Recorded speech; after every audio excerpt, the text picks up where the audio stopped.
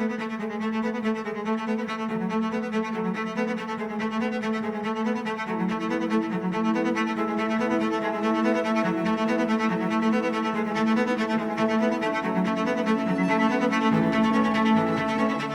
veliko noč mi ponavadi jemo čisto tradicionalne jedi, kot so potice, šunka in ostalo.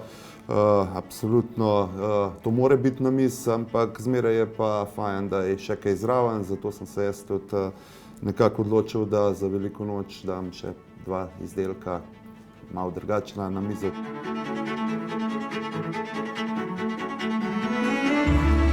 Pri tatarcu je zelo pomembno, da je slovenska mlada govedina. Pravzaprav je zelo pomembno, da je tudi en ta prav proizvajalec, en mali mesar Slovenije, ki je pa, mislim, da visoko kvaliteten kodila. Pri francoski pa tako. Francoska je meni zmeraj majhen težka. In kadarkoli jem francosko, ki kupim to, ali pa če mi jo kdo postreže, tako mi manjka nekaj. In sem res študiral, kaj bi naredil, da bi francosko naredil svežo, tako drugačno, pa da bi še zmeraj nekako tradicija slovenska nek zraven in sem dodal slovenska jabolka zraven.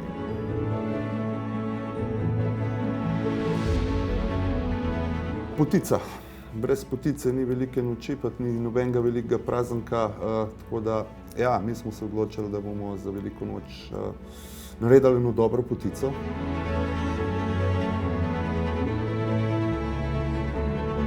Specialka je pa majhna njena drugačnost, no. Pravzaprav je malo kombinacija lešnikov, orehov, tudi en dober posip orehov je na vrh, tako da jaz mislim, da bo prepričala naše kupce.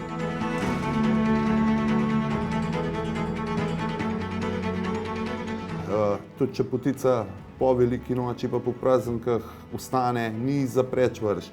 Potica je malo suha, ima pa še zmeraj okus in se jo da na več načinov porabiti. Tako da jaz mislim, da od potice po veliki noči ne sme ostati nič. To moramo vse pojesti.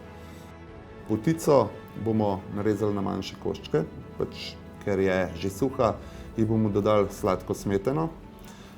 Zraven sladke smetane bomo dodali med. Vse to bomo lepo premešali, da se bo lepo napojilo.